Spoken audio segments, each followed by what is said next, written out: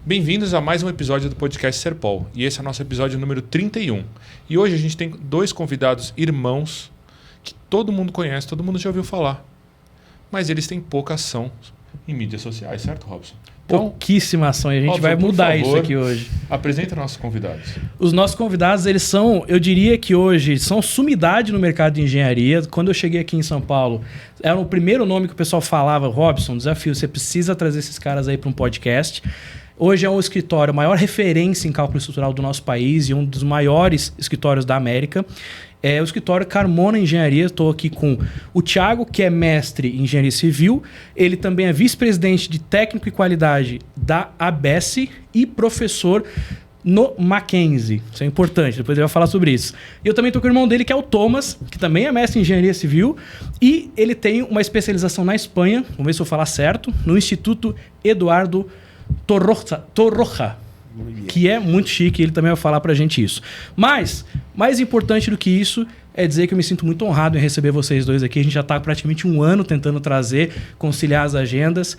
E confesso que é muito legal ter a participação de vocês. Queria começar agradecendo que vocês tenham vindo até aqui. Obrigado, nós que agradecemos. Pessoal, quero começar não falando de concreto, não falando de engenharia, pegar um pouco de surpresa também. Mas algo que talvez os alunos do Thiago não saibam, né? É que ele é faixa preta em Kung Fu. E, se não me engano, por informações que eu peguei, se contam nos dedos as pessoas no Brasil que têm o grau de faixa que ele tem. Ou seja, a gente tem um atleta de elite aqui com a gente. E o Thomas, que além de modesto, né? Ele falou que, mais ou menos, mas ele é pianista. Ele toca piano, né? Eu tô aprendendo a tocar agora. E eu queria começar primeiro entendendo de vocês dois. Esquece a engenharia, eu quero falar de Kung Fu e piano. Contem pra gente essa história, como que vocês chegaram no mundo das artes marciais e da música, por favor. Muito diferente esse podcast, o início desse podcast aqui. É uma surpresa, realmente. Essa nossa identidade secreta, ela realmente não é muito conhecida. Mas, enfim. Nosso pai é uma pessoa muito presente nas nossas vidas, né? E provavelmente vai ser citado muitas vezes, com certeza. Então, acho que tanto ele como minha mãe motivaram muito a gente a participar, ter essa atividade física, né? Desde pequenos. Desde muito pequenos. Então, meu pai, inclusive, entrou no judô junto com a gente para motivar a gente a praticar arte marcial. A gente praticou lá uns 10 anos, né? Até os 10, 12 anos de idade, de forma bastante intensa, participando de campeonatos e tal. E aconteceu uma coisa inusitada, porque a gente sempre foi muito grudado. Eu e o Thomas, a gente fazia tudo junto, brincava junto, né? E num determinado momento, eu me afeiçoei mais ao Kung Fu, né? Assistia filmes do Bruce, achava aquilo espetacular, queria bater nos meus colegas, queria aprender Kung Fu pra fazer justiça. Os anos dourados ali, que era Jet Li, Jack Chan. Não tinha, cara, era só Bruce mesmo, e aqueles filmes de quinta categoria de Kung Fu que eu adorava assistir. Eu também gostava. E na cidade que a gente morava não tinha Kung Fu, né? E quando a gente mudou pra São Paulo, eu tinha uns 12 anos, aí falei com a minha mãe, eu quero fazer Kung Fu e tem que ser Kung Fu de Shaolin. Então ela arrumou uma academia pra mim e eu comecei a treinar, e o Thomas não quis. Foi bem estranho isso daí. Foi a primeira vez que a gente divergiu, fez coisas diferentes. Então ele escolheu o Aikido e continuou, se formou faixa preta, terceiro grau, Thomas. Tandan. Essa também ninguém fala. Não sabia, ó. Nem pra mim chegou essa informação. Jiu-jitsu vocês também chegaram a fazer ou não? Não, jiu-jitsu a gente é curioso. A gente se vira no chão, mas... Entendi. O negócio é dedo no olho mesmo. Essa eu gostei. E assim, uma coisa que marcou bastante a nossa vida, porque a gente levou isso de forma muito séria, né, Thomas? Sim, senhor. Ao longo de toda a vida. Disciplina, a perseverança, são lições, né, que a gente respeita a hierarquia, os mais velhos, enfim, toda aquela coisa que vem, né, isso também vem de uma cultura milenar oriental ali, né? Essa coisa da honra, do legado, da resiliência. E por isso que eu queria começar o podcast hoje, tirando a engenharia da vida de vocês dois. O que sobra? Essa é a primeira provocação. Tira a engenharia da vida de vocês. Sobram pessoas, né? Seres humanos. O que vocês fazem? Quem vocês são fora a engenharia? Porque é muito fácil a gente falar da gente quando fala o que a gente faz para viver, né? Para o trabalho. Vocês, é o que você está acostumado a falar a gente está acostumado a falar todo dia, né? Mas... Te perguntam quem você é, a coisa complica um pouco. Complica um pouco mais. Eu falei que a gente ia ser mais filosófico hoje na conversa, né? É bastante terapêutico isso aqui. Mas a ideia seria entender... Hoje, o nível de disciplina que qualquer atleta em qualquer área precisa para chegar numa faixa preta, por exemplo, isso são quantos anos de disciplina, constância e perseverança nas respectivas áreas de vocês, no Aikido e no Kung Fu? Acho que para 10 no mínimo, né, Ti? Para chegar num... Eu percebo que nessa área a coisa mudou bastante, né? Bom, vocês sabem, né? Que a juventude é cada vez mais difícil extrair e exigir deles essa resiliência. Né? Exato. É muito complicado. Então, isso também, eu entendo que tem um certo reflexo nas artes marciais também. Hoje você forma um faixa preta com muito menos tempo. Isso deve formar também muito mais faixas pretas, né? Porque as pessoas ingressam e ficou mais fácil.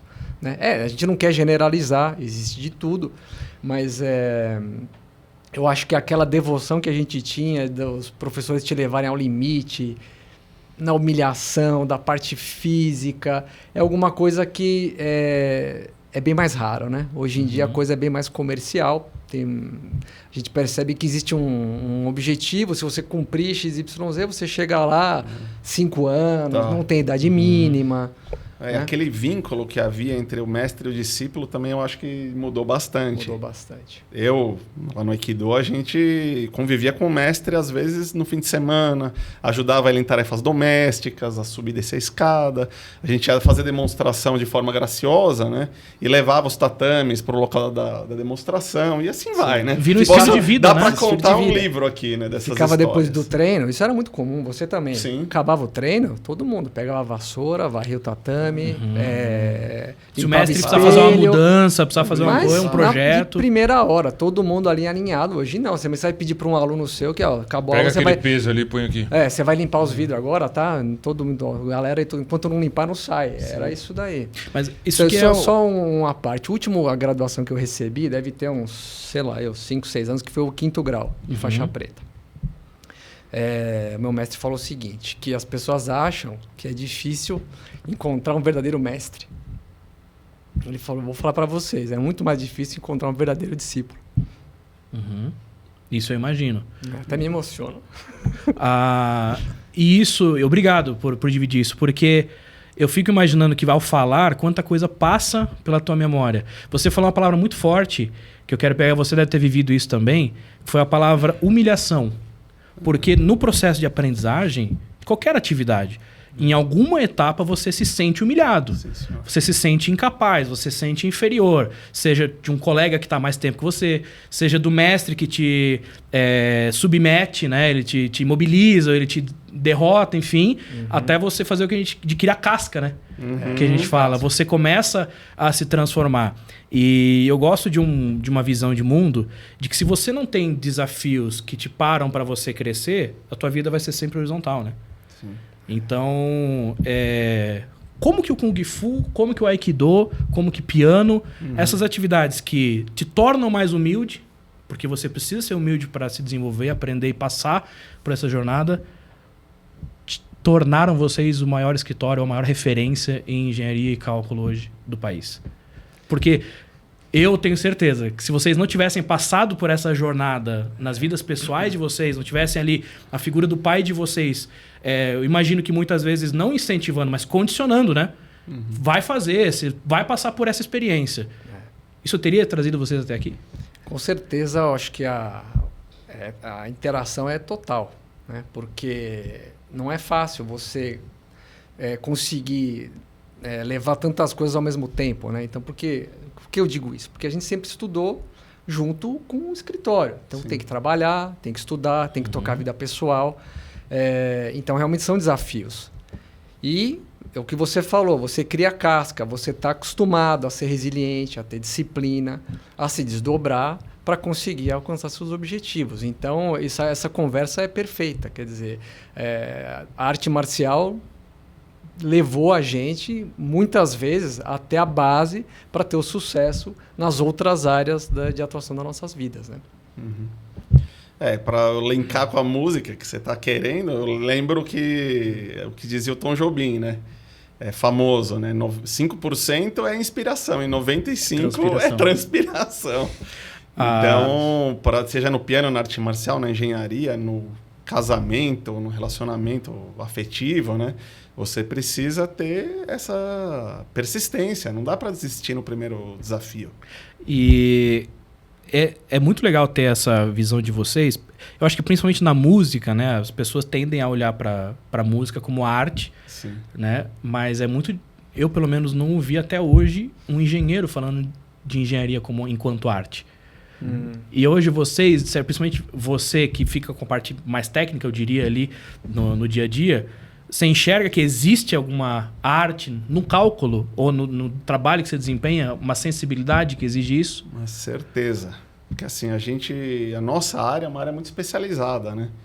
Então, você não consegue ter as ideias de uma hora para outra. Então, você precisa de uma certa dose de inspiração também, namorar aquele problema, até você conseguir chegar na solução. Vocês passam por problemas que você precisa, mas todo tem que levantar e eu vou abstrair. Uma coisa bem legal na nossa profissão é que a gente não tem um projeto que seja igual ao outro. Cada projeto é um desafio. Exato. E é uma conversa, é uma troca. Trocar experiência com o Dr. Carmona, que é mais velho, entre nós. E é o que ele falou, tem uma maturação. Você leva aquilo para casa, pensa, e às vezes do nada vem aquela solução, uma boa ideia. Você realiza, né? O tal do estalo. Tem a sinapse. Geralmente a gente tem as boas ideias fora do ambiente de trabalho. Você está em casa pensando no problema, às vezes jantando, e vem no momento que desliga, né? Eu geralmente tenho, às vezes tomando banho. Nossa, achei a solução do negócio. Vindo aqui dirigindo. E aí essas são as inspirações. Mas tem a transpiração também. Que geralmente é o depois, né? Vamos ler... Vamos falar com outras pessoas que podem ter passado por coisas parecidas. Então, a gente conversa com muitos fabricantes de produtos, com soluções, né? Então, a gente vai adequando o que existe no mercado e que possa servir para aquele caso que a gente tem que atacar. Quando foi o momento que vocês perceberam que a engenharia ela deixa de ser só cálculo, né? Eu entrei aqui, eu brincava muito, falava assim, engenheiro é muito quadrado, só quer fazer conta, para o engenheiro tudo é muito perfeito. Quando vocês começaram a entender que isso, na verdade, é um mercado de pessoas, é um mercado de enxergar o que outra pessoa não está enxergando. Caramba, eu vou te falar, eu saí da faculdade, eu tinha dificuldade de falar no telefone, para fazer as coisas mais simples, para pedir até para uma copiadora fazer uma plotagem, um exemplo, né? E eu passei 2 anos num processo de forçando isso, né? Ligando e exercitando o conversar. Então, eu comecei a ver que eu precisava me comunicar muito para fazer as propostas, para atender clientes, para saber me colocar os meus pontos. Então, justificar o que você quer defender, exatamente. Né? Então, para mim foi logo depois que eu saí da faculdade que eu tomei esse choque. Eu acho também que profissionalmente, muito observando o que as pessoas que estão ao nosso redor, como é que eles se portavam, né? Então, meu pai, o sócio dele, o engenheiro Fernando, que era uma pessoa assim, com uma habilidade impressionante de resolver problemas. E assim, técnicos e também de equipe, de pessoal, junto aos clientes. Então, entendendo como eles atuavam, a gente foi adaptando o nosso próprio estilo. Uma gestão de conflitos, né? Que a gente começou a observar. Que às vezes é isso, resolver um problema técnico às vezes até fácil, né? Dura você levar a solução, conduzir todas as situações para chegar naquele final. Às vezes o difícil é convencer o cara a resolver daquela maneira, né? Muitas vezes, de forma objetiva, a solução é apenas uma. Mas o cliente nem sempre aceita, né? Perfeito. Já pegaram algum caso que vocês suaram mais para convencer do que de fato para pensar na solução? N, né? São muitos, né? É difícil lembrar. Algum que marcou, não precisa citar nomes, né? Mas alguma situação que talvez marcou aí numa barreira de vocês? Puxa vida. Vai ter que cortar essa Não vai cortar nada, não. A gente vai avançando. Vamos falar, antes de eu começar a entrar, a gente vai circular nos assuntos, mas eu não queria deixar de falar sobre esse legado que vocês têm hoje nas mãos, que é carregar o nome Carmona, que o pai de vocês foi fundador da empresa, certo? Sim. E tem toda uma história e um prestígio em toda a comunidade, onde quer que seja mencionado, todo mundo olha com muito carinho, muito respeito pela figura dele. Então, vocês, enquanto filhos, são 3 filhos, é isso? O terceiro filho que não está aqui hoje é o Thales, né? Isso. Ele fica na parte administrativa da empresa, mas tem uma responsabilidade tão grande quanto a de vocês, de carregar esse legado nas mãos e depois perpetuar, certo? Então, contem pra gente como foi receber esse legado, como está sendo conduzir isso nos dias de hoje. O meu pai nunca forçou a gente a nada, nunca... Nem a engenharia. Nem engenharia. Acho que motivou, a gente via ele naquela paixão, né? Naquele brilho nos olhos. Não teria como não se apaixonarem, né? Ele realmente é um cara apaixonado pelo que faz, sempre foi. Mas nunca impôs nada pra gente, foi tudo bastante natural. E como é que foi esse legado? Era engraçado, né? Porque qualquer lugar que eu ia, que o pessoal, né? Começou pela chamada na faculdade, Thiago Carmona. Pô, quem que é o seu pai? Não é o Carmona? E constante, a gente ia nos lugares, todo mundo vinha, falava. Vocês cresceram sendo filhos do Carmona. Pois é. E não que isso me incomodava, mas me impressionava como ele conhecia todo mundo e todo mundo conhecia ele. E de forma sempre muito positiva. Pela alegria dele, pela felicidade em trabalhar, pela força de relacionamento, de resolver problemas e tal. E devagar, o que eu fui percebendo? Que isso leva tempo, né? Então eu tive que aprender... vocês criarem o espaço de vocês, né? A dar tempo, cara. Isso foi demorado. Eu, de certa forma, fiquei ansioso com isso, mas o tempo se encarregou de trazer esse reconhecimento, não pelo nome, mas pela história que cada um de nós construiu no final. E hoje eu percebo que realmente a gente tem bastante capilaridade, conhece muita gente, e já tem pessoas que me conhecem e não conhecem meu pai. Chegou no momento. Chegou nesse momento.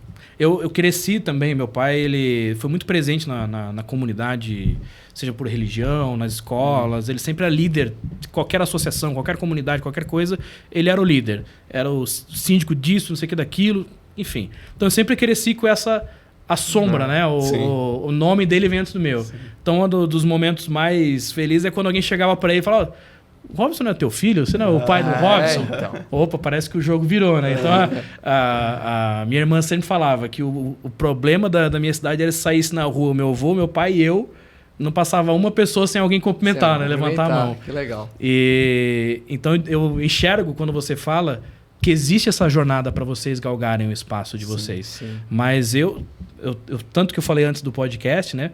Eu vou ter dificuldade de apresentar os nossos convidados, porque o currículo, tanto acadêmico quanto de experiência de vida, é gigante. Então, a gente deu uma pinceladinha para não tomar tempo do episódio, né?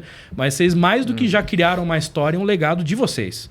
Sim, né? Então, eu enxergo que... me corrijam se eu estiver errado, mas os maiores projetos que a Carmona executou já foram na geração de vocês. Acho que tá pau a pau ali, né? Já fiz é difícil dizer, viu? Porque meu pai tem obras muito icônicas da era pré-Carmona, né? Entendi. Porque meu pai fundou a empresa chamada Exata, né? E ficou lá, eu não sei quantos anos durou a Exata, né? De 75 até quando a gente saiu, tá?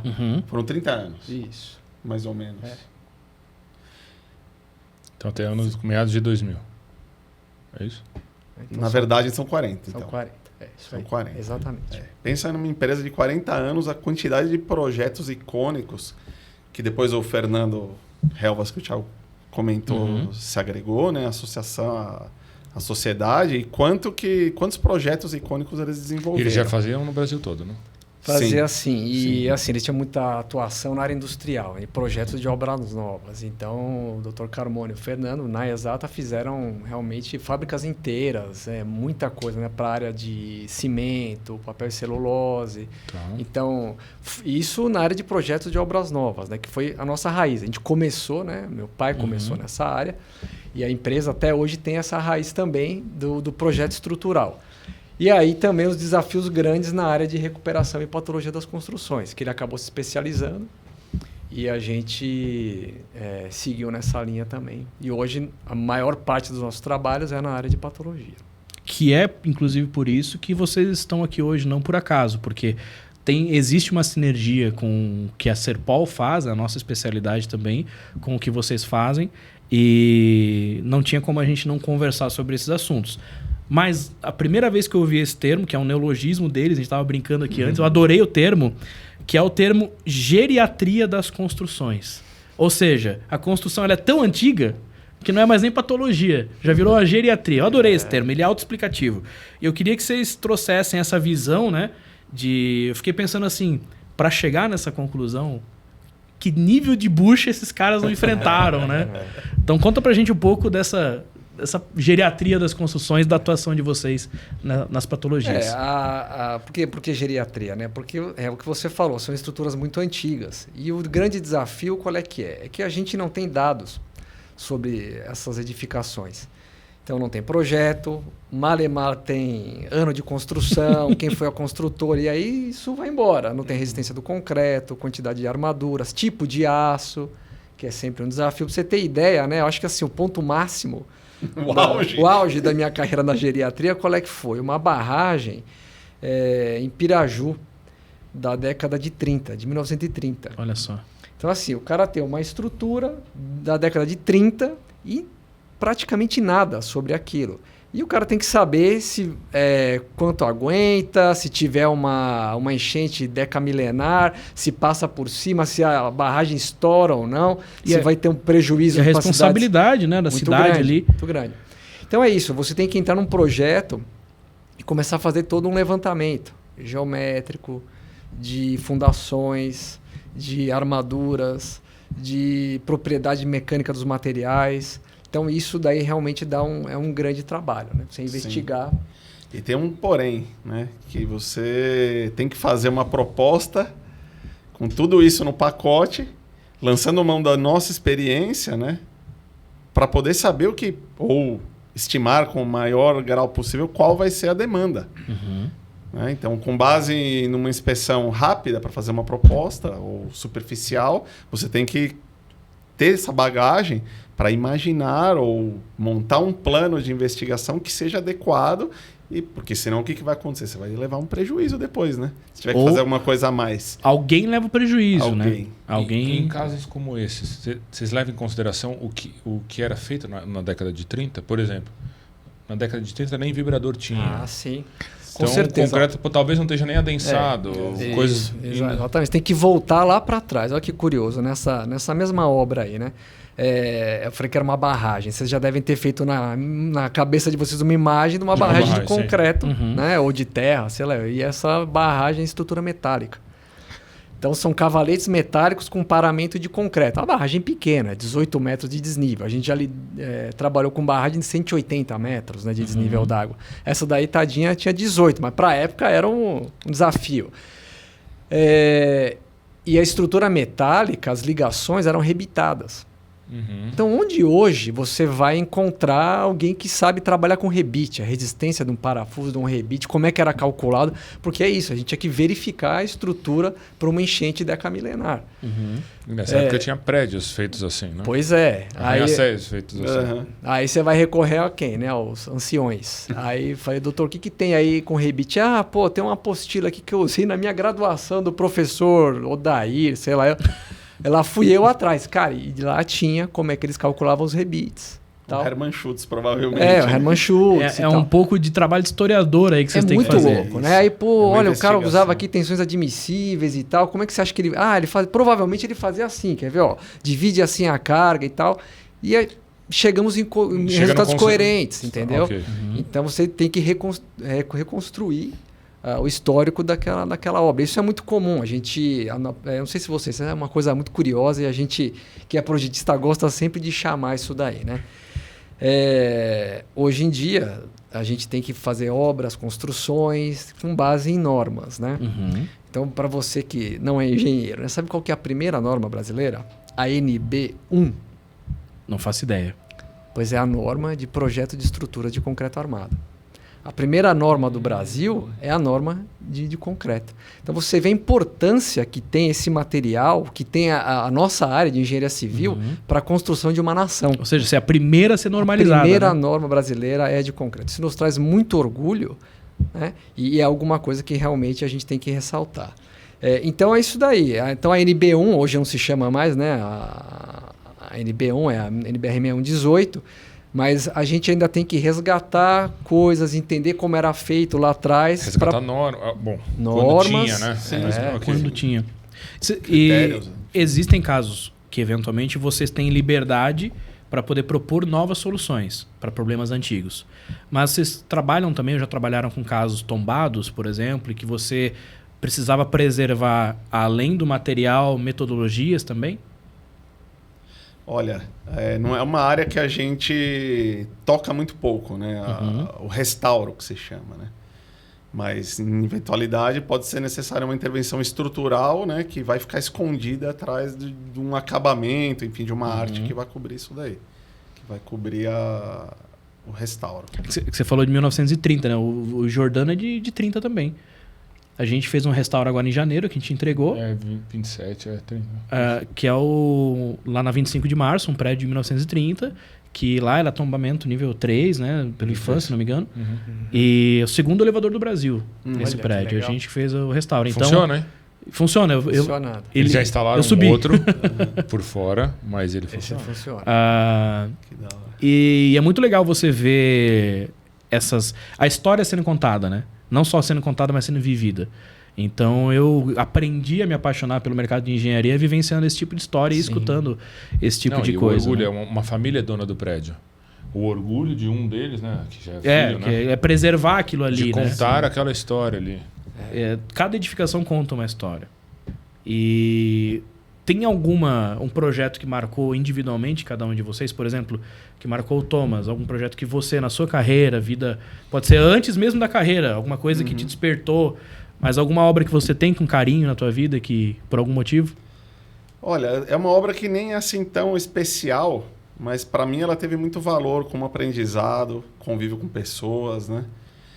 É um condomínio aqui no Brooklyn. O Thiago começou a rir. Que a síndica quase deixou ele louco. Né? Até hoje é meme lá no escritório. Mas é que foi um projeto que eu acompanhei, um dos primeiros que eu acompanhei desde o comecinho de ensaios, fui me dedicando, né? Encontrar soluções. E ele tinha a peculiaridade que parte era a estrutura de concreto pré-moldado e um condomínio residencial em concreto pré-moldado.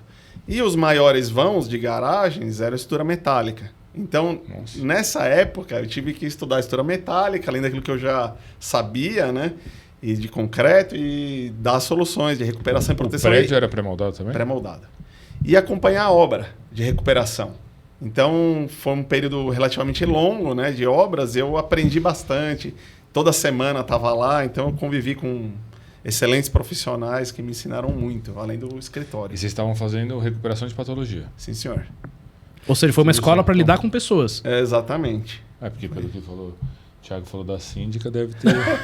Foi uma aula de lidar com as pessoas. Se ela estiver nos ouvindo em algum lugar, Um abraço para Dona Lia. Olha Até só. hoje a gente tira sarro dele por causa da Dona Lia. Chegou Dona sua Lia. vez agora. E você? Olha, realmente, pra você ter ideia, né? Na Exata, a gente tinha feito mais de 4 mil projetos, né? Carmona Engenharia deve estar, sei lá, eu indo para 500, enfim. Então, difícil escolher. E como eu falei, todos são desafios, né? Mas assim, uma área que sempre me despertou bastante interesse foi a área de estruturas de reservação, né? Então, silos e tanques. Acho que uma das primeiras obras que eu fiz foi um moinho de trigo lá em Londrina, né? Puxa vida, então eu vi aqueles silos enormes de trigo, todos fissurados, né? Aí meu pai falou, você vai ter que fazer a verificação estrutural. Eu disse, eu vou ter que verificar estruturalmente. Então, lê esse livro aqui. Então, comecei a ler sobre empuxos, descarregamento. Aí um colega nosso falou, tem uma norma internacional, uma DIN, né? Uma norma alemã, só sobre silos. Eu falei, até hoje a gente não tem norma brasileira de silos. Então, pô, vou ler a norma alemã, né? Então li aquilo, aprendi a montar os carregamentos. Tinha um engenheiro muito antigo lá também que trabalhava com a gente, o Roberto Stalduar, que me ensinou bastante coisa. Então a gente fez toda vez... bom, e é de novo, né? Não tem projeto. Aí tem que levantar as armaduras. Aí lá vai... Cara, né? Isso que era muito legal, porque eu fui a campo fazer esse levantamento. Então quebra... Quantas faixas? Quebra aí pelo menos aí umas 6 faixas embaixo, no meio, em cima. Para entender, né? Para ver se a taxa de armadura vai variando, né? E depois projetar o reforço. E lá a sugestão era... O projeto foi em reforço externo protendido. Então, também agregar essa tecnologia, né, maravilhosa que é o protendido com concreto. Então, foi uma coisa que realmente me marcou demais. E depois, extrapolar isso para outras coisas. Né? Então, na área industrial, os tanques que a gente fez em fábrica de papel. Porque, assim, são fábricas muito antigas, às vezes, e o pessoal não tinha ainda tecnologia suficiente para calcular os tanques com todas as singularidades que eles têm. Então... redução de seção, aberturas, então tudo era muito simplificado. Então acaba que em alguns pontos, algumas situações, as estruturas eram realmente subdimensionadas. E a gente teve a oportunidade de identificar algumas situações com esses subdimensionamentos e fazer os reforços necessários nessas estruturas. E vocês chegaram a vivenciar, seja na questão de silos ou alguma coisa mais industrial, mas chegaram a vivenciar colapsos onde quando vocês chegaram foi tarde demais? Quando procuraram vocês já era tarde demais? Bom, quem trabalha nessa área, né, de patologia e tal, isso sempre tem histórias para contar, né? De coisas que a gente chega depois do sinistro para ajudar a resolver depois, a tirar as pessoas de dentro. São situações complexas, né? Porque às vezes o cliente quer uma segurança total. Mas depois que o colapso já aconteceu, alguém tem que ser o primeiro a entrar. Às vezes até a gente tem que entrar para olhar a condição de segurança, qual que é o caminho menos crítico, o que precisa ser escorado, por onde começa o escoramento. A gente tem vários casos de sinistros por incêndio. Né? Então a estrutura pega fogo, perde resistência e às vezes fica numa situação muito instável. Então você tem que ajudar o pessoal. Bom, teve uma ponte, não posso falar onde que é a ponte, mas realmente é um caso assim inédito. Né? Nos nossos 50 anos aí de empresa, de profissão, um colega nosso ligou e falou: estou num caso aqui numa ponte, vou te mandar umas fotos, vê que você pode me ajudar, porque tá sem ferro no positivo das vigas. Aí eu comecei a olhar assim, o cara achando que era corrosão.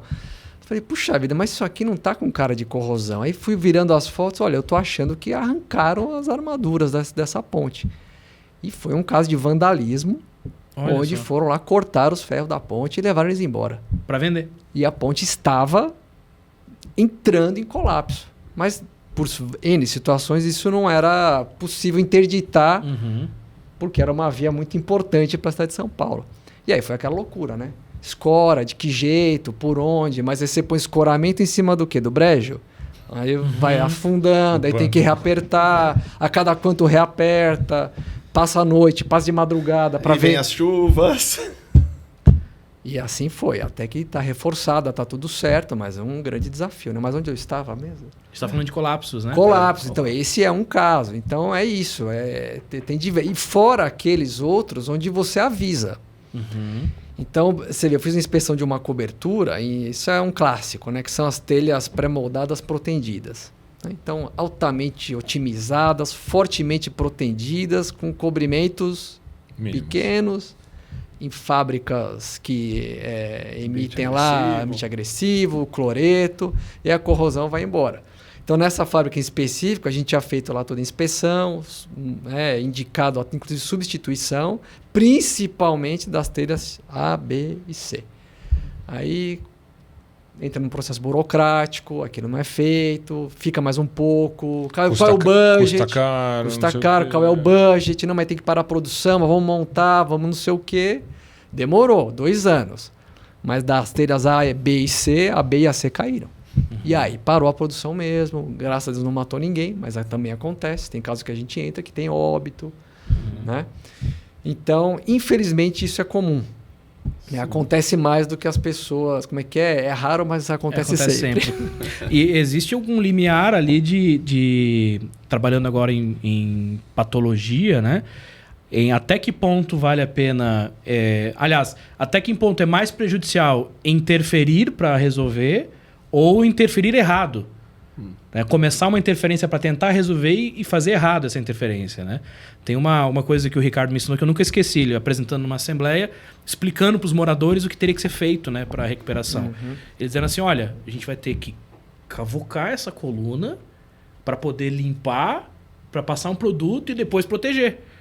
Então, se você colocar qualquer pessoa para fazer isso aí, o cara não sabe até onde trabalhar, até onde fazer e pode cair. Se você não escorar, não investir no escoramento, é um risco que você está correndo, né?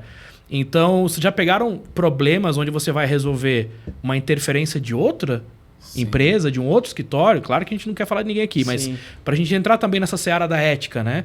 Porque vocês são a instituição Carmona também está muito ligada à área acadêmica.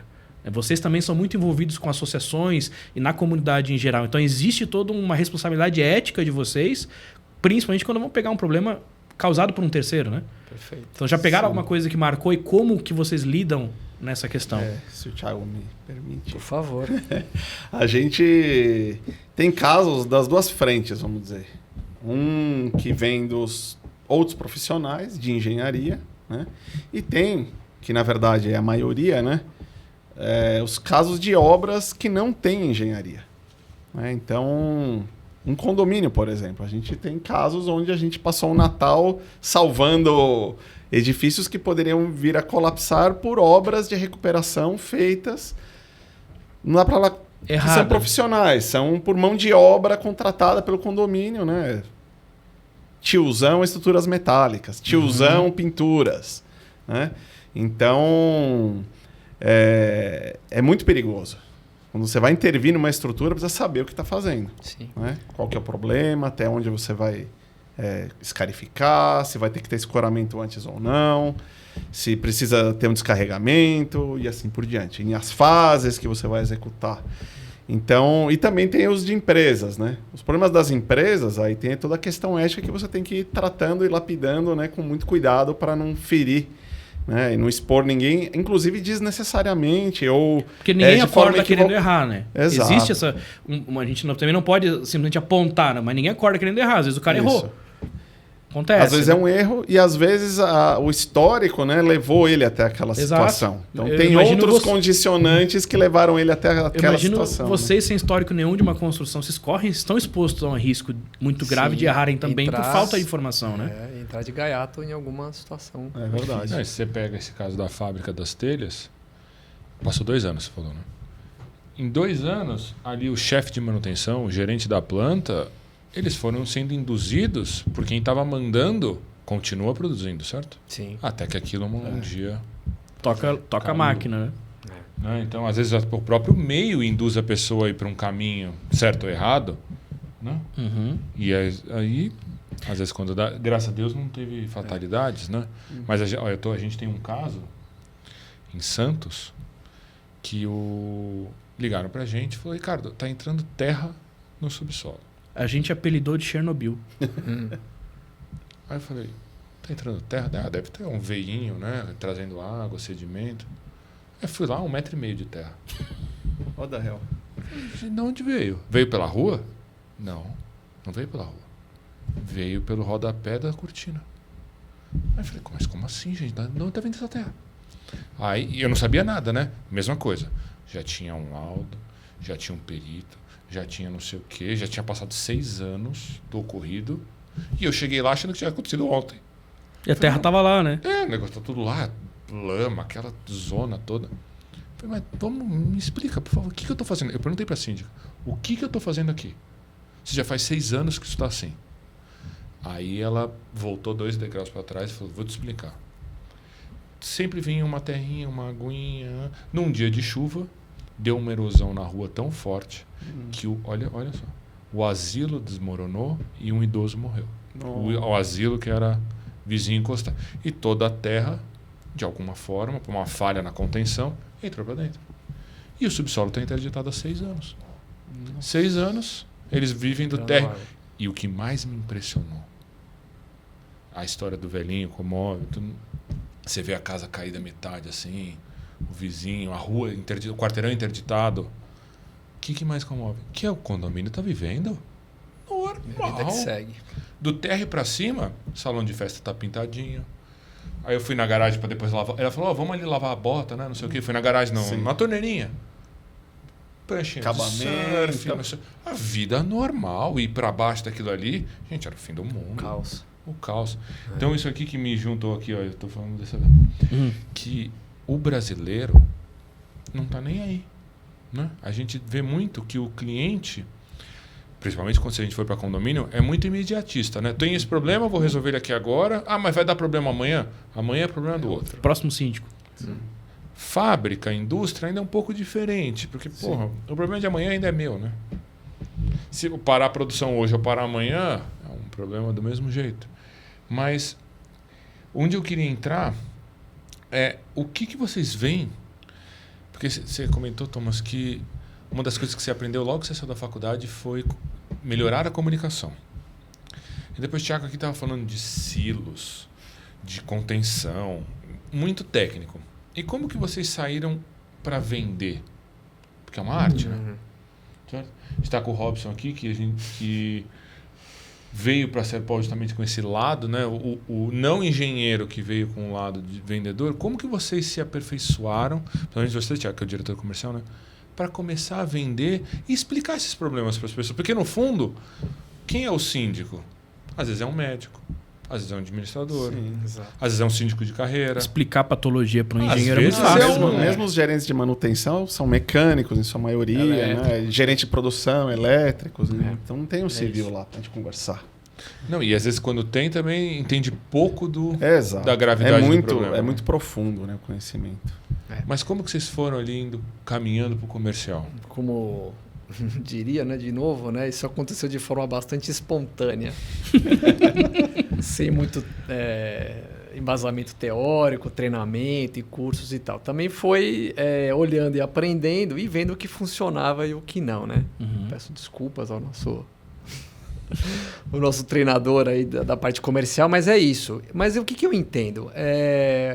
Isso também são lições que a gente aprende. Você tem que falar para o cliente aquilo que ele precisa ouvir, não aquilo que ele quer. Então, sendo transparente e explicando as consequências muito daquilo que pode acontecer, não fazendo terrorismo, né? Mas se é para se fazer alguma coisa, o que tem que ser feito sem gastar a mais, o que realmente vai resolver o problema com o mínimo de gasto, que é a missão do engenheiro civil, né? Fazer o que qualquer um faria com 10, a gente vai fazer com 1 e de forma eficiente. Então, sendo honesto, né? E eu me perdi. Como começou a parte comercial, eu queria colocar, de repente você se lembra do que vai, é que a gente trilhou o caminho que o Dr. Carmona nos ensinou, né?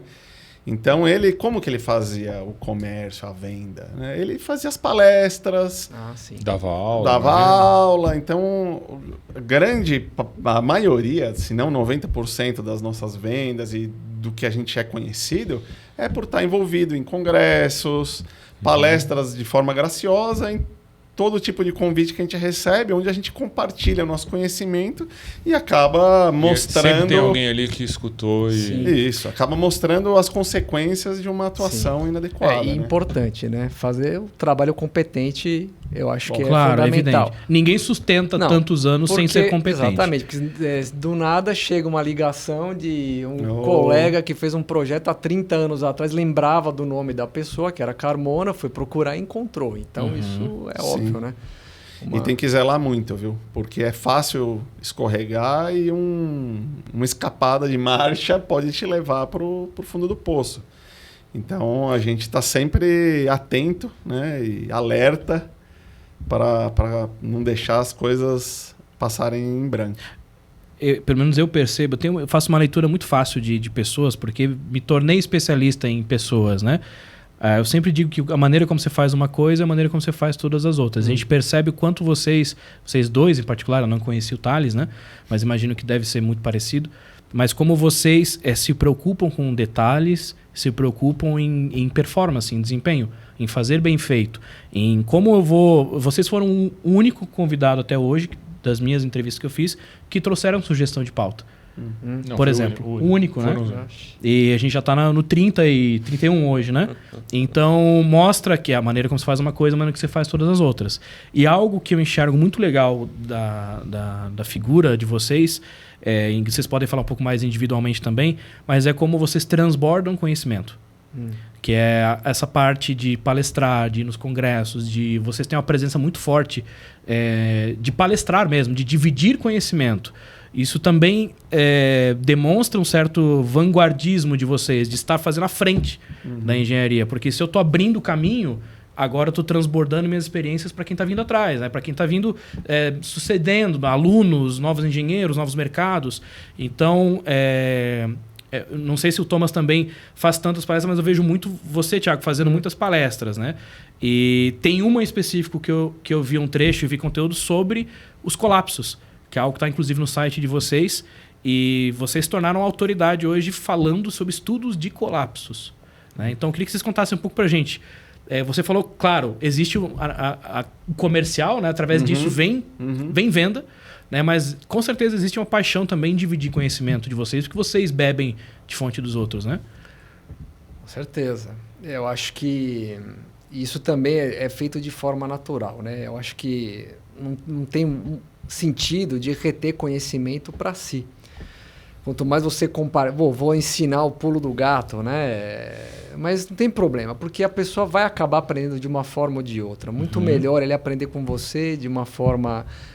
da sua forma? Da minha forma, controlada, sincera, do que aprender aquilo de forma torta. Porque você vai continuar caminhando e vai aprender o que está vindo à frente, né? Então, realmente é uma ignorância achar que vale a pena manter os segredos com você. Então, por isso que a gente sempre aprendeu dessa forma, né? Aprender e transmitir o conhecimento.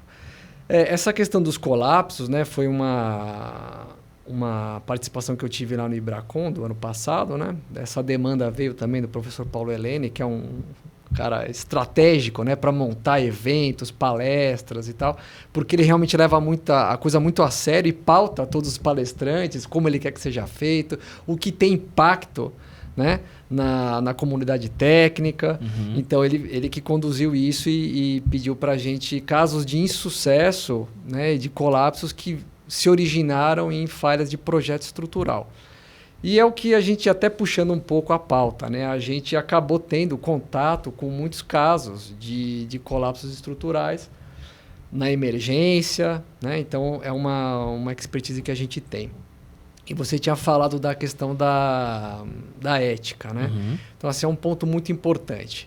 Por quê? Quem faz o projeto, muitas vezes, está submetido a uma condição de pressão que é muito fácil depois, como você citou, né, Ricardo? O engenheiro de obras prontas, você não sabe. Por quê? A pressão por cumprimento de prazos é imensa, de custos, né? Modificações de projeto. A torta e a direita. A torta e direito. Então, assim, muitas vezes até política, né? Alguma pressão política ali. Exato, até isso, exatamente. Então, você tem que ter realmente muito cuidado ao criticar um colega. E, na verdade, até nas nossas propostas vem escrito isso, que se a gente for contratado para fazer um determinado trabalho, que o projetista será contatado e será convidado a opinar no nosso parecer. Colaborar, né? Colaborar, porque você tem que realmente ter um entendimento e dar oportunidade para o seu colega se defender, se manifestar.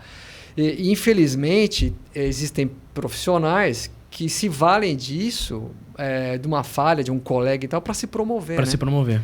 Isso é péssimo. Isso depõe muito contra a engenharia civil. Eu não acho que a gente tem que acobertar os problemas, né? Colocar as coisas para debaixo do pano. A realidade tem que ser enfrentada de frente, mas existe uma maneira de fazer, uma né? maneira ética de se fazer as coisas. Isso é muito importante. Eu acho que quando... Eu não vou saber a frase ao certo agora, mas quando você tira a ética de uma sociedade, ela vira selvageria, né?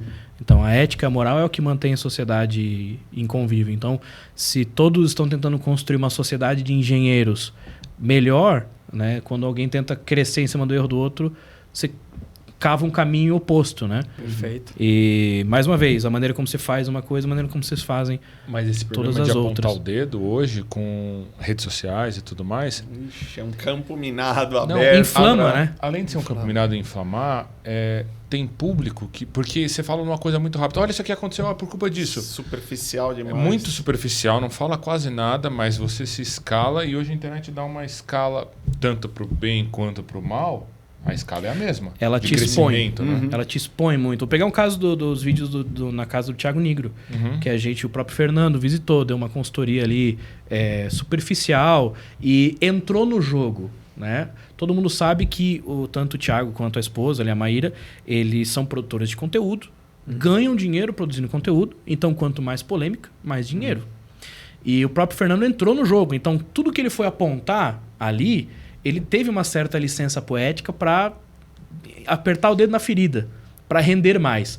Então, quando você pega os vídeos tanto da visita do Fernando quanto do Sérgio, que foi o calculista que a gente indicou lá e fez lá uma consultoria para ele também, os comentários você tem tanto pessoas criticando, falando esse cara nunca pisou numa obra, falando do Fernando, esse cara nunca pisou numa obra, esse cara é engenheiro de obra pronta, isso aí não sei o que, isso tá errado, é assim, esse problema na verdade é assado. E isso, você vê lá 1 milhão de pessoas visualizando, 20 mil comentários. Tem um vídeo com 20 mil comentários, né? De poucos segundos, né? Não, vídeos de 1 minuto. Em 1 minuto o cara tirou a conclusão acadêmica no comentário, entendeu? Então ele viu um vídeo do Fernando apontando, pô, faltou uma junta de dilatação. Aí o cara nos comentários, pô, isso aí não precisa de junta, pô. Mas nem sabe. Nem sabe o que está acontecendo. Então, vocês, eu percebo que pegando esse gancho do Ricardo, vocês têm um cuidado a mais até com a exposição que vocês têm. Seja ela exposição em congressos ou no mundo acadêmico, né? E também em redes sociais, né? Enquanto website, enquanto Instagram e tudo mais. O Thiago até deu uma risada agora, porque nos bastidores, antes do podcast começar, a gente fala com os convidados, né? A gente quer entender a visão deles. E foi o primeiro convidado também que vieram assim com a pauta de vamos falar de ética. Né? Então, fala pra gente como que vocês enxergam essas mudanças no mercado, o advento de redes sociais, essa exposição que todo mundo se coloca e essa galera que muitas vezes só quer falar. Não importa o quê, mas tem um anseio de falar, né, dos outros. Você vai ter que falar, Thomas, porque eu sou um velho e eu não sei usar redes sociais. Tá complicado, tá complicado. Eu vou te ser muito honesto, né? Eu percebo, de verdade, eu realmente não acompanho muito. E tenho mais o que fazer, né? É tipo isso, mas não sei se eu estou errado ou se eu tô, de repente eu estou errado, né? Eu tenho que fazer isso, então eu estou com a mente aberta. Mas me traz um certo receio. Do quê? Puxa vida, será que agora eu tenho que fazer isso também para continuar tendo trabalho, para continuar... Será que agora tem que fazer uma dancinha? Talvez você possa fazer uma dancinha e tal. Até agora eu percebo que não. Porque a gente tem feito... acho que é o básico para, se alguém quer alguma informação a mais, ter aonde buscar, ter uma informação de qualidade, essa é a nossa preocupação, né? Que o que esteja lá seja bom, seja de qualidade. Mas será que eu vou ter que fazer isso agora, daqui para frente? Né? Então, até agora, entendo que não. Mas estamos abertos para mudar essa questão. O que eu acho é que, infelizmente, a juventude se pauta muito sobre isso. Muito. Em cima disso, né? E, de repente, não está nem sabendo que tem outra forma, outra maneira de se informar, de adquirir conhecimento, de ver conteúdo relevante de qualidade. Então, assim, a gente há muitos anos participa das associações, principalmente a ABS, ao Compat, ao Ibracon também. E o que a gente entende? Que são pessoas realmente comprometidas com qualidade. Então, são feitos manuais, recomendações técnicas, eventos. Quer dizer, a coisa não é jogada. Então, o que eu percebo às vezes é que o jovem nem sabe que isso daí existe, né? Sim. Porque, como você falou, é muito mais cômodo estar lá no celular ver um videozinho rapidinho. Virando vídeo rápido. E eu vejo pouco, mas vejo realmente coisas terríveis, às vezes, sendo expostas ali, né? Sim. é muita aparência e pouca essência, né? Acho que quem está começando tem que se ligar nisso daí. Se liga aí, na essência. Não, tem até uma pergunta que eu... É um pouco do jovem mesmo, porque se o jovem está na escola hoje, já está acostumado a redes sociais o dia inteiro. Na faculdade, seja engenharia ou não, quando ele sair da faculdade, é o que ele foi acostumado. Como uma época as pessoas foram acostumadas a consultar a Barça. Exato. Eu fiz trabalho de escola, eu tinha que ir na casa dos meus avós, pegava a Barça, tirava xerox na papelaria da esquina, biologia, e depois marcava para fazer o trabalho. Tinha que levar a xerox, não precisava levar ela, mostrar referência, né? Para dos trabalhos. Depois teve internet, mas se a pessoa já é acostumada hoje a ver meio vídeo e achar que aquilo é verdade absoluta, quando ela se tornar engenheira ou médica, vai ser a mesma coisa. Só piorado 10 mil vezes mais, né? Mas é um fruto da sociedade. Eu diria que é mais profundo, não é nem um fruto da sociedade, mas é antropológico, é um fenômeno de relações humanas, na verdade. Você falou que uma das perguntas que o Ricardo até grifou, que era que o brasileiro ele não quer comprar solução, ele quer comprar discurso. Né? E para quem está querendo comprar algo impossível, somente um mentiroso consegue te atender. Né? Boa. Então, a visão que a gente tem é que... Imagina que o jovem hoje, ele assume como verdade um vídeo de 1 minuto muito por quem está falando.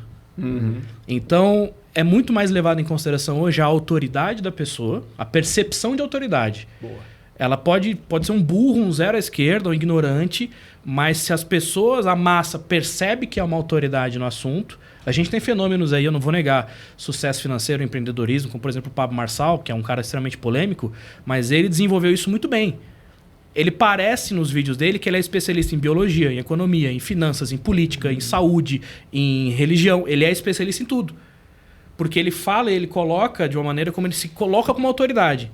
Então, quando alguém é atingido por um conteúdo dele, você acaba... ouvindo, você recebe essa mensagem. Opa, esse cara parece que sabe o que está falando. Interessante. Então, as redes sociais, elas expuseram muito as pessoas que têm uma facilidade em comunicação. Perfeito. E é um espaço onde a academia não consegue penetrar. Porque a academia ela é cheia de ritos, né, que a gente estava falando. Sim. De Liturgia. toda uma liturgia da coisa. E para você apresentar um engenheiro, você leva 2 minutos. Enquanto um vídeo no TikTok tem 60 segundos. Que falou tudo o que queria falar. Que passou uma mensagem. Por mais que a mensagem não tenha nem contexto, nem fundamento, ou esteja errada, mas você chegou no jovem. Agora, se ele vai assistir uma palestra de você, pô, tá aqui vindo o Thiago, é isso, disso. Pô, o cara já cansou na apresentação. Então, o jovem, ele tá, enfim, fenômeno biológico, né? Agora tá acostumado com dependência dopaminérgica. Então, imagina que o cara não consegue mais sentar para assistir uma aula de 1 hora. Imagina, você sendo professor, vivencia muito disso, né? Então, isso é alguma coisa que não vai voltar atrás. A gente só tá decaindo, né? Sim. Só tá decaindo cada vez mais. Mas algo que a gente falou antes de começar o podcast, a gente falou com o Paulo Helene também, que foi sobre a inteligência artificial. Eu queria convidar vocês a imaginarem. Imaginem uma geração que está crescendo agora, que daqui 20 anos vai se formar engenheiro, vai estar numa faculdade estudando engenharia, e que está crescendo perguntando por uma máquina e a máquina respondendo. Como se aquela resposta fosse a verdade. A verdade absoluta. Não está fazendo cruzamento de estudos ou pegando um artigo científico. Ele está respondendo ali para vocês. Você não sabe de onde veio essa resposta. Só quem programou a máquina que sabe. Exato. Como que vocês enxergam isso e como vocês usam essas ferramentas no dia a dia? Né? Até que ponto a tecnologia está atrapalhando o mercado da engenharia e vocês enxergam que as coisas como eram feitas eram mais sólidas, mais embasadas e melhores? Bom, acho que o Thiago pode falar de como houve a transição, né? De antes do computador para o advento, vamos dizer, e o desenvolvimento dos processadores e o computador pessoal, né? A gente pegou um pouco dessa transição. Eu, particularmente, ajudava... Praticamente a minha atuação no escritório no começo era ensinar os mais antigos como operar O no CAD. computador. Naquela época era o CAD, a planilha, né? Sim, que era uma revolução já. Era uma revolução. Usar um computador para fazer desenho de engenharia, Sim. nossa senhora, que espetáculo. Então, quantos tabus, né? Quantos conflitos de gerações a gente teve que passar. E aí isso virou carne de vaca, depois vem o BIM e agora vem a IA, né? E a gente continua aí firme e forte. Porque o imediatismo, toda essa superficialidade, uma hora isso vai dar um problema que ele vai ter que consultar quem realmente entende. Quem realmente tem conhecimento. A gente está falando que isso chega a prejudicar vocês em certo ponto, atrapalha, né? O pessoal que está preocupado muitas vezes com a modelagem, com o 3D, com o visual, né? Sim. E esquece o cálculo, esquece o fundamento, a teoria toda por trás, né? Eu sinto mais impacto hoje em dia na profissão, realmente mais acho que há nem tanto. Né? O que atrapalha um pouco mais a gente ultimamente é realmente esse efeito pirotécnico das novas tecnologias, dos modelos 3D, dos métodos das simulações de elementos finitos. Um monte de ensaios. Sem muita necessidade, né? Enfim, mas se confia demais no que a máquina traz para você. E é muito importante, o Thomas faz isso daí direto, né? Por mais arrojado que seja um projeto que vai ser feito, tem que ter uma maneira simples de se calibrar aquilo. Né? De fazer um modelo simplificado com equações, vou pensar que é uma barrinha para cá, uma casca, não sei o quê. Essa carga vai chegar aqui com mais ou menos esse valor. E aí, tudo bem, aí você valida um modelo mais refinado, que pode ser em elementos finitos, pode ser 3D e tal, mas é alguma coisa que você tem a percepção de como funciona. Né? As pessoas tendem a confiar muito rápido nas coisas. Demais, assim, não sabe exatamente o que está saindo daquilo. Então, isso é um problema. Né? É muito bonito, eu concordo, é maravilhoso, porém, tem que ser ajustado e calibrado. Se configurar e calibrar um coeficiente errado... A coisa sai errada. Ele cai vai uma te devolver, Sim, cai com uma certeza. Ponte. E ele vai te devolver a resposta igual. Com certeza. Você só inseriu o coeficiente. Eu queria aproveitar e convidar as pessoas a conhecerem a inteligência artificial da Alcompat. Da Alcompat. Que é uma inteligência artificial da associação. Ok. Está disponível para os associados e que ela tem um diferencial, que a base de dados dela, né, são artigos, são livros, publicações que a associação entende como relevantes. E confiável, né? Confiáveis, enfim. E as respostas dela vêm com as citações, com as referências bibliográficas, de onde veio, quem são os autores. Então, ela obviamente está sendo treinada cada vez mais, mas já tem dado bons resultados. Talvez seja um caminho, algo que a gente deva divulgar mais. Inteligências artificiais certificadas, né? Boa. A maior preocupação de um modelo de inteligência artificial, hoje a gente está utilizando modelos de LLM, que a gente fala, que são esses conversacionais. É a fonte dos dados. E o que esses modelos públicos que a gente está acostumado a usar, o do Google, o ChatGPT, esses mais comuns da Microsoft, eles estão sofrendo uma geração atual com uma inundação de informações falsas na internet. Então a gente não enxerga isso, mas quem trabalha com tecnologia sabe do que acontece por trás dos panos. Por exemplo, você pega uma China, uma Rússia, etc., e inunda com 500 mil de artigos a internet do Ocidente para falar que o Xi Jinping é um cara gente boa. Então, se você vai perguntar uma ferramenta treinada com essa base de dados na internet, ele vai dizer que o Xi Jinping é um cara gente boa. Então, existe uma dificuldade muito grande em treinar esses modelos, e quando você pega um modelo como o da Alcompat, que você está falando, recomendo, inclusive, que engenheiros que utilizem inteligências artificiais no dia a dia usem algo confiável como o da Alcompat. É o mesmo problema da saúde. Sim. Na área da saúde, imagina um ChatGPT te diagnosticando. Eu faço autodiagnóstico direto com o meu ChatGPT. Mas eu tenho plena confiança de como utilizar e buscar referências. Mas a pessoa que não. Né? A dona Maria, de 60 anos, que acabou de baixar um negócio que fala que é um médico virtual. Só é confiável se você tiver a boa base de dados. A boa base de dados. Né? Confiável, né? Boa base de dados confiável. E assim o ser humano, né? Se a gente parar para pensar. Se vocês têm uma boa base de fundação na estudo, no acadêmico, experiências de vida, vocês vão ser bons seres humanos e ter boas carreiras também. Ricardo. Mas acho que a gente podia pegar... O Thomas falou de... Quando você falou tecnologia atrapalha, de ensaios... Não demais nessa propaganda, nessa pergunta aí. Você falou, às vezes, propor ensaios que nem sempre são necessários. Mas eu queria voltar um passo atrás. E propor ensaios que a pessoa não sabe nem qual é o resultado que ela precisa obter. Né? Ó, eu quero obter a resistência do concreto. Então eu posso fazer um ensaio A, B, C. Mas a pessoa sai fazendo. Né? Exatamente. O que esse ensaio vai me cuspir? Não, nem falando de inteligência artificial, né? Fazer uma pessoa ainda ali fazendo um ensaio em loco. O que vocês veem no dia a dia de erros? Não, a gente percebe o seguinte, que existe uma certa... Pô, mano.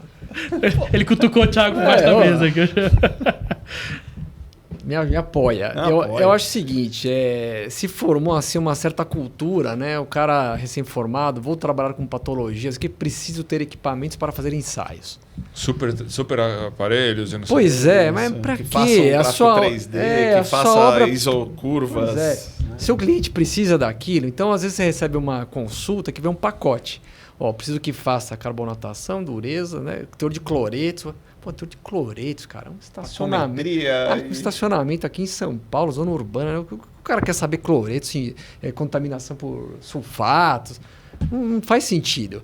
Então, assim, por isso que a gente, em geral, não vende ensaios. A gente tem os equipamentos, a gente usa para fazer os nossos diagnósticos. Por quê? A gente entende que você precisa de ensaio, sim, mas é ensaio com engenharia. Não é só o teste lá. Então, assim, vai aferir resistência do concreto? Ok, precisa. Qual que é a técnica mais adequada? Qual é a amostragem? Então, precisa ter, é o que eu falei, engenharia por trás dos ensaios, né? Não o ensaio porque ele é bonito ou porque está no padrão do edital. Infelizmente é isso. E a gente vê o pessoal muito perdido, inclusive interpretação de ensaio. Sim. Né? O que a gente vê muito é que às vezes foi vendido para o cliente, vamos pegar aqui um condomínio, que o ensaio A trouxe resultado, que era isso aqui mesmo, que é a verdade absoluta. O condomínio compra aquilo como, nossa, agora eu sei o meu problema, agora eu vou buscar minha solução. E quando você pega para olhar, não tem nada a ver, não tem nem pé com a cabeça. Exatamente. Peguei um caso agora. A síndica falou assim, Ricardo, a gente já tem a sondagem aqui, já passou aqui um calculista, já me disse qual é a estaca mega que tem que usar, blá, blá, blá. Só preciso que vocês orcem. Eu fiquei até surpreso quando ela falou tudo isso. Falei, tá bom, mandei pra gente ver, né? Aí tava o perfil lá na sondagem. A sondagem parou com 5 metros por ordem do cliente. Ela achou que tava bom já. E falou pro cara, não, já fiz. 5 tá bom. 5 tá bom. O papel era ridículo, o perfil tava só um pedacinho nele assim. Gente do céu. Pra ela, aquela era a verdade absoluta.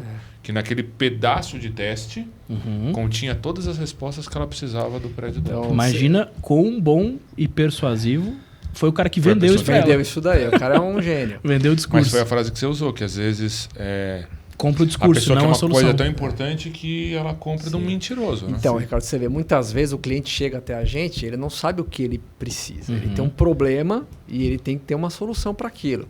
Então, assim, é uma ginástica muito grande, né? A engenheira que trabalha com a gente, a engenheira Fabiana, tem que se desdobrar. Né? Então ela foi treinada, está anos sendo treinada para isso, né? Para explicar para a pessoa, olha, o seu problema é assim, isso com o tempo vai virar assado, não sei o quê. E o melhor caminho é esse daqui, ó, ter um diagnóstico, um projeto, uma planilha de quantidades, aí o senhor vai partir para a obra depois. E nem sempre é o que ele quer ouvir, né? Não quer. Mas você prefere esse perfil de cliente ou do que já acha que está com tudo pronto? Não, pelo amor de Deus. É o cara que te escuta e vai entender que e você ensina. Tem um caminho para ser percorrido. Então, isso é uma associação que a gente usa bastante, né? Que é essa conversa com a parte médica, né? Que o cliente acaba entendendo isso melhor. Quando a senhora vai num médico, o que ele pede para você? Você faz analogias com... Essa analogia, saúde, exatamente, né? esse é o termo. Então, faz uma análise clínica, tá com olho, tá com dor de cabeça, pode ser isso, ele vai te pedir exames. Então, aqui é a mesma coisa, eu vou te fazer uma visita, vou fazer umas investigações, não necessariamente vai ter o ensaio lá que você quer fazer, mas vai ter o Y, que é o que realmente importa e tal. Vai ter uma análise, depois um projeto, uma planilha de quantidades, porque, pessoal, entendam, né, de uma vez por todas. Projeto de recuperação é um projeto, e projeto se faz com o quê?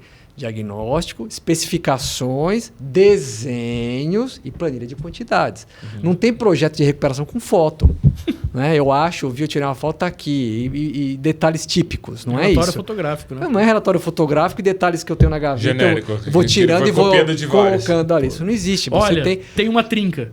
Cada obra é de um Obrigado. jeito, vai precisar de um detalhe específico, uma solução diferenciada, conversar com um colega, chamar o cara do material, fazer tudo isso conversar por meio de especificações e desenhos, depois a planilha de quantidades e por último o orçamento. Aí o orçamento e aí a obra tá lá sai bonitinho, né? Sai tudo certo. Tem um ponto que é importante também nesse conjunto que faz parte do projeto de recuperação, que além da especificação dos procedimentos, materiais, os desenhos, é o plano de controle de qualidade. Porque essas obras não têm normalização.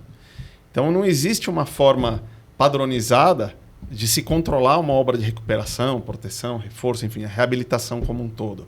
Então é muito importante que o projeto pense no que é importante ser controlado durante a obra. Perfeito. E aí no acompanhamento técnico, seja a empresa que fez o projeto ou uma outra, vai fazer seguindo aquele plano, olhando dentro daqueles parâmetros. Exatamente. Então fica a dica, né? Os nossos projetos, eles ao longo dos anos, né, foi melhorando, foi evoluindo, lapidando. Então tem isso, tem a parte que é o diagnóstico, as especificações e é o que o Tomás falou, nas planilhas de quantidades tem a planilha de quantidades de obra, tem os tipos de ensaios e as quantidades que a gente recomenda para aquela obra. Então, se vai precisar de um ultrassom, precisa de moldar corpos de prova e romper a quantidade, tudo isso vem escrito lá. Por quê? Porque senão isso depois vira uma surpresa para o cliente.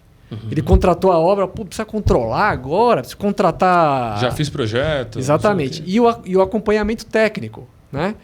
É óbvio que o ideal é que quem desenvolveu o projeto esteja acompanhando aquilo, mas se não for, que seja uma empresa especializada também na área para conferir se aquilo que foi contratado está sendo entregue. Por quê? É o que você falou, vira uma surpresa depois, é um custo adicional, é um transtorno. Então, se na nossa planilha já vem tudo previsto, muito mais fácil depois conduzir o processo de orçamentação e contratação para todos eles. Esse era o sonho, né? Mas em algumas obras a gente consegue fazer do começo ao fim, mas também não são todas, muito longe. Muitas param no meio. Mas você percebe, eu percebo muita humildade nessa fala, porque quando você diz, para eu fazer um projeto, primeiro eu preciso fazer um diagnóstico. Primeiro eu preciso entender, aprender, estudar, analisar, sentir o cheiro do concreto, para depois eu dar uma opinião. Que não é uma opinião, é uma solução, né? Alguém falou, eu estava assistindo uma aula também de concreto, não lembro quem foi o professor, mas ele falou assim, eu não trabalho com opinião, eu trabalho com diagnóstico. Ou seja, eu não estou te dizendo o que eu acho, eu estou diagnosticando o que é. Perfeito. Com base nisso, nisso e nisso. Né? Perfeito. Então existe uma humildade nessa fala. E eu imagino que deve existir um outro lado também, onde a confiança excessiva prejudica muitas vezes, né? Se o engenheiro estiver muito confiante, muito cheio das certezas e ignora ele pode isso, ficar enviesado. Né? Ele pode ficar enviesado, né? Vocês já pegaram casos onde o erro que vocês estavam ali resolvendo foi por excesso de confiança de alguém? Um cara que fez não diagnosticou porque negligenciou, por exemplo? Acho que tem vários, né? Então lembra de algum aí para... Não, mas é comum você receber relatórios, né, de patologia que o diagnóstico vai para uma linha completamente ignorada. O cara começa a investigar a resistência do concreto, problemas estruturais, quando o problema é de durabilidade. Né? Porque ele gosta de investigar aquilo. Exato. Ou está no padrão dele. Está no padrão dele. É uma zona de conforto. Ensinou a fazer esse caminho. Exatamente. Eu acho que... Sempre que eu saio de casa eu viro à direita. Então. A gente está num mundo de muitas certezas, né? Então, tem profissionais dessa maneira em todos os lugares. Existe, viu? Existe o reforço do reforço, infelizmente, né? O reforço do reforço. Reparo do reparo. A pessoa não fez bem feito e tem que ir lá fazer de novo. Normalmente, os casos que chegam para nós já passaram por muitas mãos, né? Antes da gente dar um ponto final. Às vezes a própria indústria começa... com alguém da manutenção que começa ali... Internamente, né? Vai indo até chegar no muitas vezes insustentável. Né? Exatamente. A gente levantou como uma bandeira comercial para defender. A gente chegou aqui num número de que mais ou menos 30% a 40% das obras que a gente executa no trimestre são obras que a gente está resolvendo problemas de outras empresas que causaram numa reforma anterior. Olha a porcentagem, hein? Ou seja, 1/3 das nossas obras São retrabalho. São retrabalho. São empresas ou instituições ou condomínios que já gastaram com alguém, deu errado, deu ruim e tiveram que chamar a Serpol ou para assumir uma obra em andamento, ou para recomeçar, ou para resolver um problema que nem existia. E isso a gente está falando, não é o condomínio da Dona Mariazinha, que é 3 imóveis de kitnet. A gente está falando aqui de obras na casa de dezenas de milhões, obras institucionais de empresas listadas na Bolsa de Valores, com corpo técnico, com engenheiro, com diretoria, hierarquia e governança, e que mesmo assim dá cagada. E a gente tá lá para resolver, graças a Deus, né? A gente é bom nisso. Então, eu imagino que não só no mercado da engenharia, mas todo mercado, eu costumo dizer, tem mecânico bom e mecânico ruim. Tem engenheiro bom e engenheiro ruim. Médico bom e médico ruim também. E vocês devem ter passado alguns perrengues nessa vida enfrentando gente ruim, né? E hoje, qual que é o tamanho da equipe de vocês? Da empresa? É uma empresa familiar, mas vocês têm um corpo técnico maior, certo? Certo. A gente tem no board atual hoje 17 pessoas. Entre técnicos, na parte comercial a gente tem, e também tem algumas pessoas alocadas em obra, né? Como a gente falou, a gente gosta, né? O ideal é participar do diagnóstico, da análise, o projeto e depois acompanhar a obra também. Então, algumas delas a gente tem o privilégio de conseguir fazer realmente a fiscalização da obra. Acompanhando full time, mas também às vezes acompanhando... Das duas formas, né? A gente pode fazer visitas, né? Inspeções periódicas, o que não é muito bom. Porque pensa que você vai ver uma obra que está sendo reparada. Um dia está aberto o reparo, limpa aí e tal. Quando você volta, está pintado. Acabou, você não viu nada, né? Então, o ideal é que você realmente esteja na obra acompanhando dosagem de material, aplicação, tempo em aberto, cura e assim por diante. O que vocês buscam nas pessoas quando vocês contratam por time de vocês? Muito interessante isso, né? Boa pergunta. Olha, tem aquelas características básicas, né, que a gente precisa ter, mas eu acho que principalmente é a gana, a sanha de aprender. A pessoa tem que estar aberta a querer estar engajado e realmente aprender junto com a nossa equipe. Como diria o Bruce Lee, esvazie sua xícara para poder provar do meu chá. Olha, eu já sei de quem vai ser essa frase final aí. Muito boa essa. Existe uma certa tendência mesmo nesse sentido, não sei, né? Pode ser um pouco preconceituoso, mas de realmente pegar pessoas que estejam mais início de carreira, que não venham viciadas. Né? A pessoa quando chega falando muito... difícil. Já, né, você sabe, já muita vem certeza, muita autoconfiança. Sempre fiz assim. Sempre fiz assim, deu certo, então isso é importante. E privilegiando sempre essa troca entre o pessoal mais experiente e o pessoal mais novo, né? Então, assim, a gente começou, né, na empresa, né, quando a gente começou na Nesalta lá atrás, tinha um corpo produtivo, né, um pessoal muito antigo. Sim. Mas é impressionante como você aprende com esse pessoal. A história, a qualidade, né? a vontade de fazer bem feito para fazer uma vez só. Então, isso a gente aprende. E o pessoal novo, é óbvio, que tem que ter a força de trabalho. Por quê? Como a gente participa muito de projetos de investigação, inspeção, área portuária, então assim, tem que se molhar, tem que subir, tem que levantar cedo, tem que fazer integração, né? Processos intermináveis de integração. Um dia inteiro de integração. Às vezes é um mês integrando para trabalhar uma tarde. Né? Então, assim, precisa de um pessoal disposto a trabalhar. Então, esse é o público que a gente busca. O pessoal que quando você fala, tem que ir na obra, subir no andaime lá em cima, fazer o olho do cara abrir. Pô, é mesmo? Eu tenho que ir lá? Isso é muito legal. O brio, né? Que o Clóvis de Barro fala muito, né? Dessa gana, esse brio de querer fazer. E vocês têm alguma rotina interna por exemplo, a pessoa está em obra. Ela vem no escritório fazer treinamento com vocês? Assim, alguma reciclagem, alguma coisa? Ou ela fica lá na obra? Ou vocês vão até ela? Não, a gente tem os encontros técnicos mensais, né? E durante... No escritório. De junta todo mundo, em geral. Às vezes alguns têm que participar online, né? Porque está muito distante. E tem também, semanalmente, a gente faz os treinamentos mais simples, né? Que é mais assuntos de produção. Não tão especializados, mas mais de produção, como operar os sistemas, organização de arquivos e assim por diante. Esse ATO que a gente faz, né, quando são visitas, em geral é uma pessoa mais experiente que faz a inspeção de campo e tal, com toda a limitação que eu já falei. Para fazer o orçamento? Não, para fazer o acompanhamento técnico já. Okay. E quando é Bom, a gente chegou a ter obra, né, obra pública, né, com 20 pessoas em obra fazendo acompanhamento técnico. 20 né? pessoas de vocês. Acompanhando da gente, fazendo acompanhamento técnico. Então são obras, né, gigantescas. Então, e tem obra que é uma pessoa ou duas, né, ou um engenheiro estagiário, mas sempre tem a visita do consultor. Né? Então, periodicamente, o pessoal... a gente visita as obras para ver os pontos-chave, se a coisa anda conforme tem que ser. Fora esse contato permanente entre escritório e obra, que hoje é muito facilitado. Né? Isso realmente a gente tem que falar que a tecnologia... Então você faz reunião, a pessoa grava um vídeo, faz chamada se ficou ruim, de vídeo. Você manda lá gravar e assim grava vai. de novo. Exatamente. E ela pode estar lá no Acre. Exatamente. Tem obras... A gente tem obra no Rio de Janeiro, em Vitória...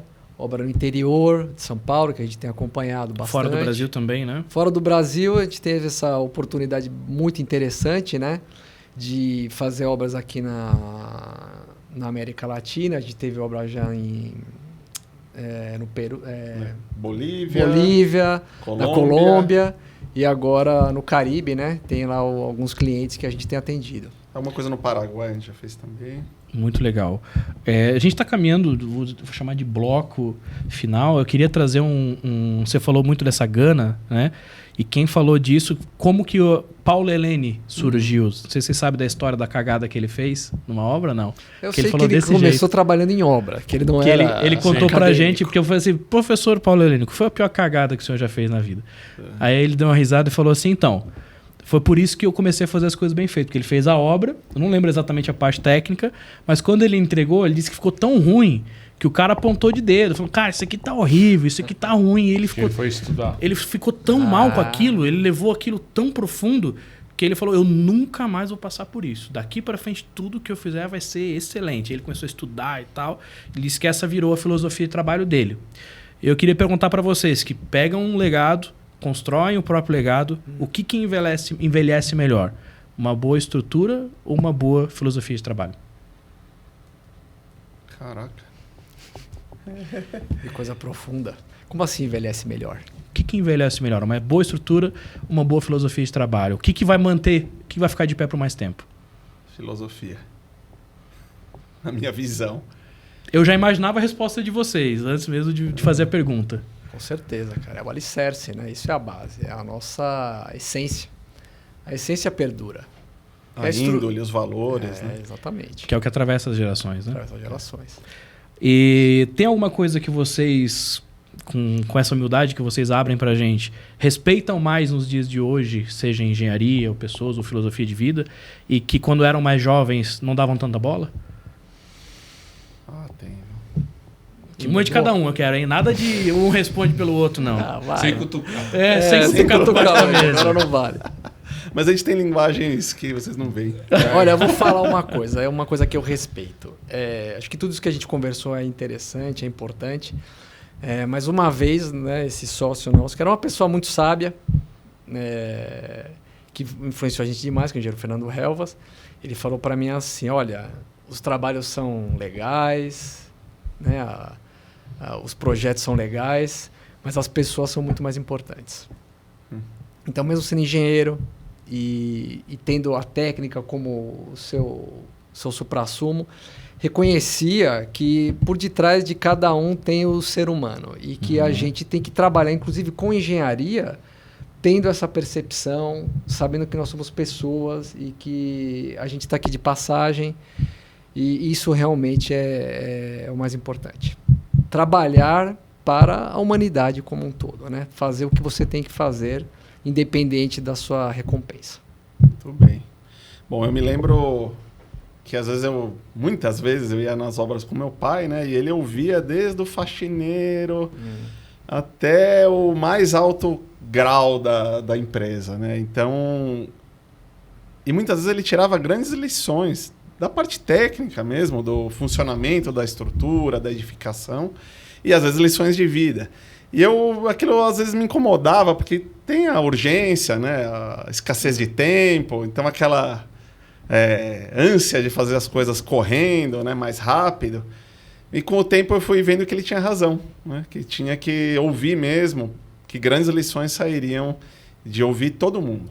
E saber dialogar e ajustar o discurso, né, para todos os tipos de ouvintes.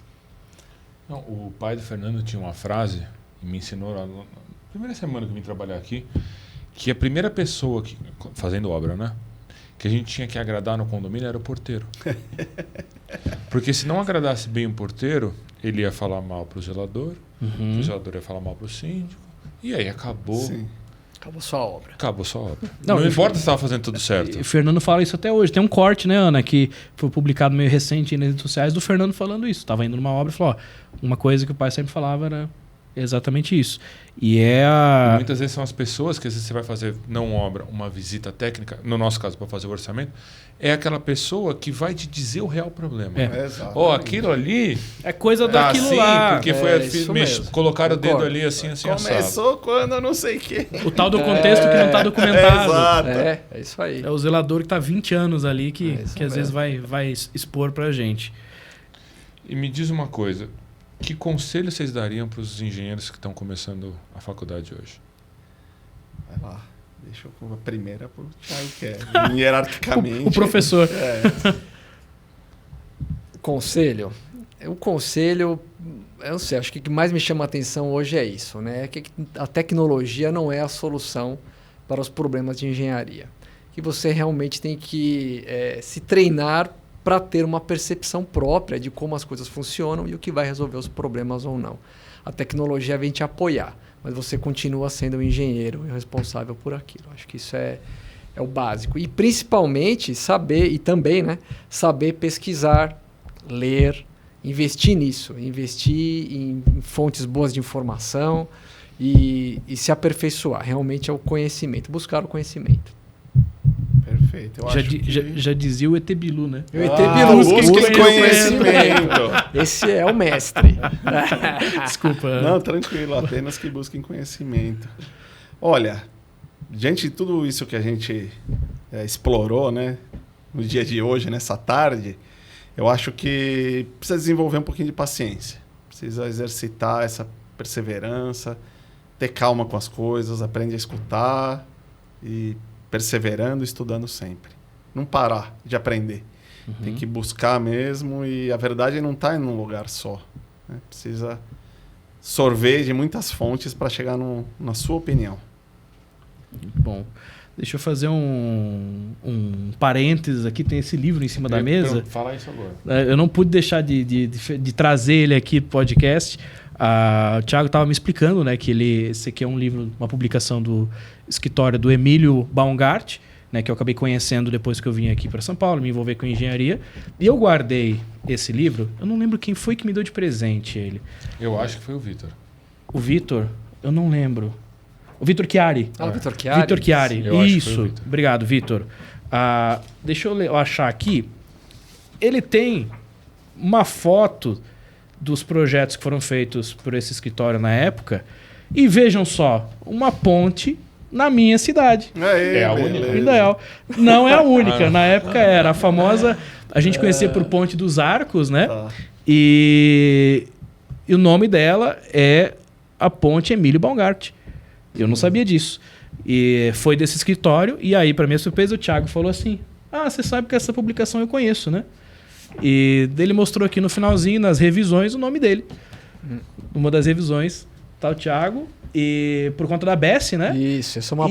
E uma das coisas que no site do escritório de vocês tem lá muitas publicações, que faz parte tanto carreira acadêmica quanto dessa participação, esse movimento de transbordo aí de informação, de ensino e tudo mais. Então, como que as pessoas têm acesso às publicações de vocês, que vocês participaram, e desse conteúdo acadêmico que vocês constroem? Ótimo. Então, acho que pelo site é um bom caminho. A gente tem muitas publicações lá, não todas, né? Mas tem os trabalhos nossos, as dissertações, tem artigos científicos que a gente já carmonaengenharia.com.br, né? É carmona.eng.br. Perdão, carmona.eng.br. E também seguindo a gente nas redes, porque esse envolvimento associativo, né, a gente tem contato e participa da organização de vários eventos importantes, publicações, né? Então, de novo, é aquele paradigma, né? Então, a gente está assim, realmente muito engajado em produzir material de qualidade, formação fiel e de boa qualidade. E essa dificuldade, então, de trazer o jovem para ter acesso a essas coisas. Então, eu acho que também fica a nossa lição de casa, né? Boa. De conseguir usar as redes, usar as redes sociais para conseguir difundir melhor esse material de boa qualidade. Perfeito. O que ficou para a gente, né? A gente sempre faz essa pergunta caminhando para o final. O que ficou para cada um de nós do episódio de hoje? Eu queria começar com o Thiago. Uma frase, um ensinamento, um pensamento. Cara, o ensinamento é a sinergia, né? Eu acho que a gente está sempre aberto a trocar ideias e aprender com todas as pessoas. A gente tem muito... não ter o preconceito, né, Thomas? Como você falou. E tá aberto para trocar informações e que todo mundo cresça de maneira saudável. É isso. Muito bom. Thomas? Bom, eu vou voltar, já que você me pega assim de despreparado, quase. Esvazie sua xícara para poder provar do meu chá. Então tem que ter humildade, absorver vários pontos de vista, né? E isso se aplica a nós também. A gente está sempre escutando... Porque quando a gente fica cego por um único ponto de vista, isso é perigoso na nossa profissão. Ricardo? Para mim, a parte vem acho, do ensinamento para os mais novos, de que a tecnologia está aí para ajudar, mas se não usar corretamente, pode dar um problema muito grave e às vezes um problema que você não consegue nem enxergar ele no momento que você está usando. Seja um ensaio, seja uma metodologia, seja um software, uma inteligência artificial. Eu acho que Thomas falou uma frase de a gente nunca pode parar de estudar. De fato é verdade. Eu já escutei, muitas pessoas falam essa frase, né? Mas eu já vi pessoas falando o seguinte, que no momento que você para de estudar, a sua carreira acabou. Em qualquer área. Porque sempre vai ter uma tecnologia nova, sempre vai ter um negócio, vai ter um congresso e vão apresentar um produto novo. Sempre vai ter isso. Então eu acho que estudar sempre. A parte difícil de ser o último é que o que eu queria falar vocês já falaram, né? Pois é. Mas eu diria que num mundo cheio de certezas, né? Quanto mais você tiver a capacidade de gerar dúvida nas pessoas e fazer elas refletirem, maior vai ser o teu poder de se diferenciar e chamar a atenção delas, né? Então, aquilo que você mesmo diz de quando está procurando alguém para a equipe, né? Procura aquele cara que faz mais perguntas ou está disposto a ouvir, não aquele que chega falando que sabe tudo. Então, acho que o verdadeiro poder está em fazer as perguntas certas. Boa. Muito bom. Perfeito. É isso. Gente, muito honrado e feliz de receber vocês aqui. Prazer. Um prazer. E com certeza a gente vai ter mais oportunidades como essa. E numa outra temporada a gente chama vocês novamente. Quem sabe a gente traz um terceiro irmão aí Round junto, 2, né? É um prazer. Esse sim fala, ele vai dar um pau em vocês. Ele é filosófico. Você vai ter um páreo duro aí. A gente põe ele aqui ele vai dá um jeito. Tocar o podcast, ele vai entrevistar você. O pior é isso. Uma dessa é um plot diferente, mas é boa. isso. Então, gente, muito obrigado por todo mundo que nos assiste e até o próximo. Aliás, na câmera do meio. Gente, muito obrigado por mais esse episódio e até o próximo. Valeu. Obrigado. Um abraço.